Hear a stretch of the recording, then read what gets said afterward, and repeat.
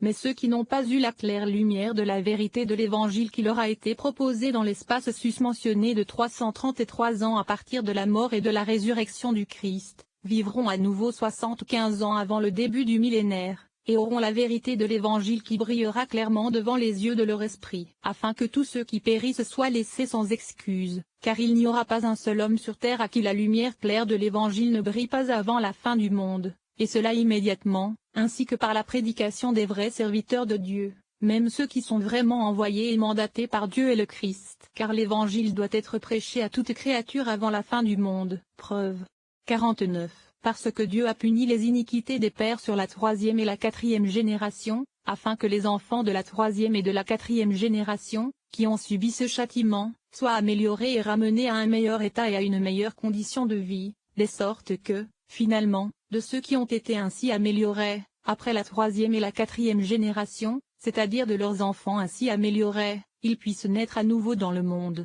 et devenir meilleurs, comme étant nés de meilleurs parents, car c'est un don singulier de Dieu que de naître de bons parents. Preuve 50. Parce que pour cette raison, un bâtard n'a pas été admis dans la congrégation du Seigneur, jusqu'à la 10e génération, de sorte que lorsqu'il naîtra une seconde fois dans le monde, à la 14e ou 15e génération, la punition que Dieu inflige à lui et à ses enfants, le réduira à un meilleur état et condition, et cette souillure de la luxure et de la dépravation, sera dans une certaine mesure purgée. Mais puisque par le Christ, toute pollution par le péché est plus efficacement et plus parfaitement purgée de ceux qui croient en lui, par conséquent, cette loi sévère concernant les bâtards, et une fausse issue, ainsi que toutes les autres de la même nature, est abrogée et abolie, compris, quand il parle de fornication, pêche contre son propre corps, infecte et déprave sa propre racine et son original, d'où il doit renaître et être élevé dans la vie, avec la tâche odieuse de sa propre luxure sale. Enfin, ceci est prouvé, parce que lorsque certains Juifs pensaient que le Christ était Élia, ou Jérémie, ou l'un des prophètes, ce qui présupposait la vérité d'une telle doctrine en général, le Christ ne condamnait pas généralement la même chose, mais plutôt la confirmait, disant que Jean était Élia. De plus, il fit de même dans sa réponse à ses disciples au sujet de celui qui était né aveugle, et de même lorsqu'il conversa avec Nicodème au sujet de la régénération, ou de la nouvelle naissance, bien qu'il ait surtout voulu parler de la régénération spirituelle. Il y a d'autres arguments, et non des moindres, qui pourraient être apportés pour confirmer la vérité de cette doctrine, et qui, pour être bref, sont omis. De plus, cette doctrine du retour des âmes pour revivre et naître dans un corps de chair, répond très facilement à plusieurs des objections les plus lourdes, qui s'arrêtent dans la bouche des athées, qui contestent la justice de Dieu, concernant l'état des enfants qui meurent en bas âge, et l'état des sots, et de ceux qui sont possédés d'esprits impurs, depuis leur enfance jusqu'au dernier moment de leur vie. Il démontre aussi merveilleusement la justice, la sagesse et la bonté de Dieu envers l'humanité dans toutes ses voies et administrations. Il montre aussi évidemment l'égalité des voies de Dieu, et ses merveilleux bienfaits. Oui, il montre clairement quels grands bienfaits ont été accordés à toute l'humanité, par la mort du Christ dans les derniers jours, par l'abondante faveur et la bénignité de Dieu. En outre, elle illustre, confirme et perfectionne puissamment, en quelque sorte, toute la doctrine du christianisme, rend possible le salut des païens et rend néanmoins la connaissance de la venue du Christ en chair et en os et la foi en lui absolument nécessaire au salut de tous, et enfin favorise grandement la conviction et la conversion des Juifs. De ce qui a été dit, la vérité de la dite doctrine des divers retours des âmes humaines dans un corps de chair est apparente, mais la fréquence de ces retours sera expliquée un peu plus distinctement. Toutes les âmes qui ne sont pas parfaites dans la foi, la justice et la sainteté, reviennent 12 fois, jusqu'à ce qu'elles soient parfaites, et l'âme qui a été rendue parfaite dans la foi et la sainteté, dans une révolution antérieure, bien qu'avant la mort du Christ, n'avait pas besoin de revenir dans une vie mortelle, à moins qu'il ne s'agisse d'une âme qui devait revenir dans la chair pour un bénéfice public pour toute l'humanité, comme dans le cas d'Élia et de quelques hommes extraordinaires. C'est pourquoi nous affirmons qu'il n'est pas nécessaire que beaucoup de prophètes et de saints revivent, après avoir dormi dans le Seigneur, avant l'incarnation du Christ pour être affirmés après le coming du Christ, parce que les fidèles qui dorment dans le Seigneur, se reposent de leurs travaux. Mais cela prouve que certaines âmes imparfaites doivent nécessairement faire 12 révolutions au retour, aussi bien de ces 12 heures que les laboureurs travaillaient dans le champ, que du fait que le jour de la visite de chaque âme contient 12 heures. Selon les paroles du Christ, n'y a-t-il pas 12 heures dans le jour? Travaillez tant que vous avez le jour, car 4 veilles de la nuit contiennent 4000 ans, d'après le psaume 90. Verset 4. Et chaque veille 3 heures, encore, ceci est prouvé par ces 12 visages et 4 roues dans Ézéchiel, chapitre 1. Verset 10. Mais parce que les 12 révolutions des âmes ne sont pas achevées en moins de 4000 ans, qui doivent toutes être terminées à la fin du futur millénaire, donc toutes les âmes ont commencé leur révolution dans l'année du monde, 274. Tout cela, et bien d'autres choses encore, le tableau suivant le montrera clairement à l'œil. Explication du tableau, la première colonne contient 7000 ans du monde, comme divisé en 21 heures, dont chacune contient 333 ans. La 8e colonne, à droite, contient les révolutions des âmes depuis la première jusqu'à la 12e. La 10e colonne contient les intervalles des 6 sceaux, depuis la résurrection du Christ, jusqu'à l'an 6000 environ. La 11e colonne contient les 7000 ans du monde comme il est dit plus haut, mais disposés dans un ordre différent. La 12e colonne contient les noms des visages de chaque révolution. La 2e colonne contient 12 révolutions d'âmes, depuis le commencement du monde, jusqu'à l'année du monde 3996. La 3e colonne contient les révolutions des âmes de l'année du monde 333, à l'année du monde 4329, et ainsi de suite jusqu'à l'année du monde 6740. Or, comme toutes les âmes qui viennent dans le monde ont 3996 ou 4000 ans pour accomplir leurs 12 révolutions, si elles ne sont pas parfaites en bonté,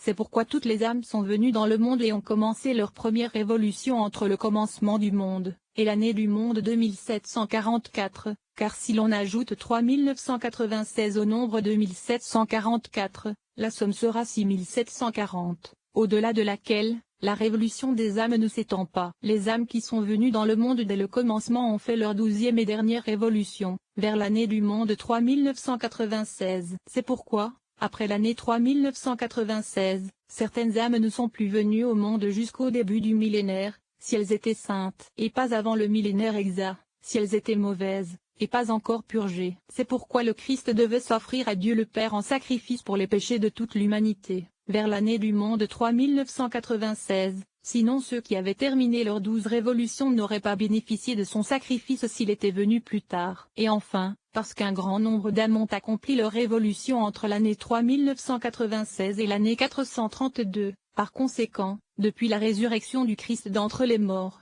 aucun homme, sans une révélation divine particulière, ne peut être certain de revenir dans le monde, pour avoir une occasion de repentir, et par conséquent, personne, par la doctrine susdite, ne peut ou ne doit se livrer à une vie mauvaise, dans l'espoir de revenir dans le monde, parce qu'il ne peut pas savoir certainement s'il le fera ou non. Mais aucun homme qui est mort dans l'impénitence la plus complète après l'expiration de l'année 5661 du monde, ne peut racheter son temps passé, même s'il vient à la parole dans l'intervalle du millénaire béni, afin de jouir du bonheur du millénaire, ou d'obtenir la résurrection des justes sur ce monde, car, en vérité, le bonheur millénaire et la résurrection des justes sont ordonnés et prévus comme une récompense pour ceux qui ont mené une vie sainte avant le début du millénaire, ce qui a été signifié par le fait qu'il n'était pas permis aux Israélites de cueillir la manne le jour du sabbat. Par conséquent, personne ne peut ni ne doit remettre à plus tard la modification de sa vie, car le temps présent est le dernier qui soit accordé à quiconque en ce monde pour obtenir le salut. Mais parce qu'avant la mort du Christ, les hommes pouvaient abuser de cette doctrine de la révolution des âmes,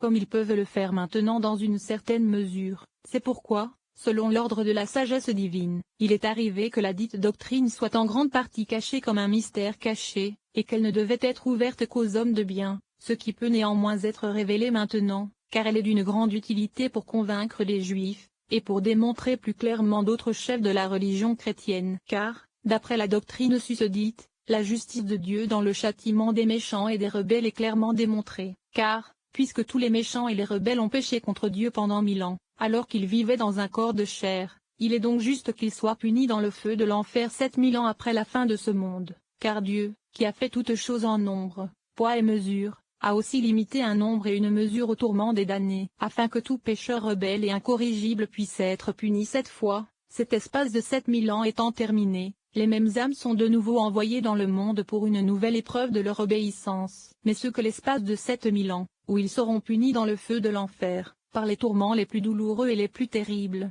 ne dissuadera pas de pécher. Ceux-là sont certainement si stupides et si obstinés, qu'aucun tourment, même le plus long que les mots puissent exprimer, ne peut les en dissuader. Cette infinité d'âges où les méchants doivent être punis, bien que beaucoup les prêchaient, n'a pas réformé les hommes, mais elle a plutôt conduit beaucoup d'entre eux au désespoir, et endurci leur cœur contre la bonté et la miséricorde de Dieu.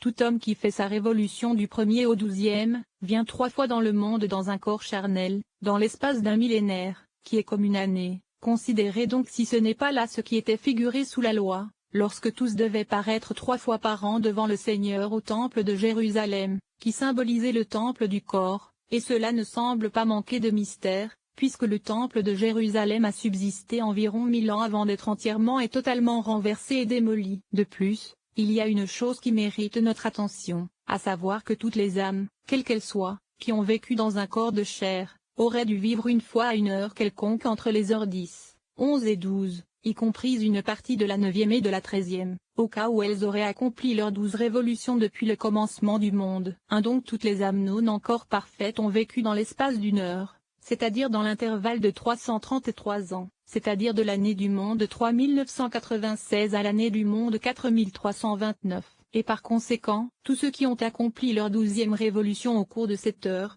ou au moins leur 11e, 10e, 9e ou 8e, devraient entendre l'Évangile, parce que toutes les âmes qui étaient dans la 12e révolution ne devaient pas encore revenir, mais les autres qui devaient revenir n'ont pas eu suffisamment d'occasion d'entendre l'Évangile prêché sincèrement, à cause des ténèbres antichrétiennes, et expliquer que les âmes ne tournent que 3 fois dans l'espace de 1000 ans, et par conséquent une seule fois dans l'espace de 333 ans, doit être compris de telles âmes qui ont commis des crimes si odieux, pour lesquels ils ont mérité d'être éjectés ou chassés pour ainsi longtemps, dont l'éjection est appelée par les écrivains mystiques excision, c'est-à-dire soit pour un temps aussi long que 333 ans, ou s'ils ne s'amendent pas, peut s'avérer enfin une excision finale. Mais ces âmes qui s'amendent, disent les écrivains mystiques, tournent rapidement, afin de permettre leur parfaite restitution. Ainsi l'âme du père décédé peut tourner dans son petit enfant, ce qui est seulement mais historiquement lié, mais pas dogmatiquement affirmé, cependant pas de sorte que le père soit le petit enfant, car ce serait une grande confusion, mais que, comme on le dit, l'âme du grand-père défunt tourne pour cohabiter et vivre avec l'âme du petit enfant dans le même corps, de même que l'âme du petit enfant a vécu et cohabité avec l'âme du grand-père dans le corps du grand-père, des reins duquel il est finalement sorti. Selon cette hypothèse, on peut comprendre comment les âmes des Édonom, qui sont mortes dans le pays de Canaan, sont allées avec leurs frères en Égypte, faisant en tout, avec Éonan, 70 âmes, comme il ressort clairement de Genèse 46, verset 12, verset 27. Il est admis qu'ils ont tourné dans Pharé et Zora, leurs frères plus jeunes, qui avaient aussi leurs propres âmes distinctes. Tous étaient de grandes racines distinctes de leurs familles respectives. Les autres aussi qui faisaient, mais leur 7e, 6e et 5e révolution, depuis la mort et la résurrection du Christ, si dans leur dit ils n'ont pas entendu prêcher l'Évangile, ils doivent l'entendre dans leurs révolutions suivantes avant le commencement du millénaire, à savoir, dans l'année 1700, et 1777 depuis la naissance du Christ. Dans Apocalypse 20, il est dit que le reste des morts ne revivra pas jusqu'à ce que les 1000 ans soient accomplis. Il faut certainement entendre par là les morts qui avaient accompli leurs 12 révolutions, mais ceux qui n'avaient pas encore achevé leurs 12 révolutions devaient revivre dans le millénaire, mais aucun de ceux qui appartenaient à Babylone ne devait revivre dans le millénaire, parce qu'ils ont commencé leur première révolution en l'an 1744, et qu'ils achèvent donc leur 12e révolution en l'an 6740 du monde. Et ce qui mérite d'être sérieusement considéré, c'est que ces mêmes hommes qui seront enfin détruits dans la Babylone spirituelle, étaient les mêmes que ceux qui ont construit la Babylone extérieure. Le schéma précédent nous montre une grande roue, la plus grande de toutes, puis 4 autres grandes roues, et enfin 12 petites roues. Les grandes roues contiennent 1000, les petites roues 333, et la plus grande de toutes 4000 ans. L'explication de la figure. Dans cette figure, le plus grand cercle extérieur représente la plus grande révolution des âmes humaines. Les 4 autres grands cercles signifient les mêmes 4000 ans, de sorte que l'un d'eux fait 1000 ans. Et enfin, les cercles inférieurs signifient chacun, une seule révolution ou phase de 333 ans. La principale utilité de cette figure est de montrer qu'il n'y a que 12 visages, bien que chaque grand visage en contienne 4 plus petits. La plus grande révolution des âmes, qui s'étend sur 4000 ans, nous est présentée sous le type de la création en 6 jours. En effet, de même que l'œuvre du premier jour s'est achevée le 4e, celle du 2e jour le 5e, celle du 3e jour le 6e, et enfin tout le reste le 7e, de même les âmes qui commencent leur révolution dans le premier millénaire, l'achèvent le 4e et accomplissent ainsi leur année mystique, soit qu'elles soient parfaites dans le bien, soit qu'elles aient rempli leur mesure de mal, celles qui sont parfaites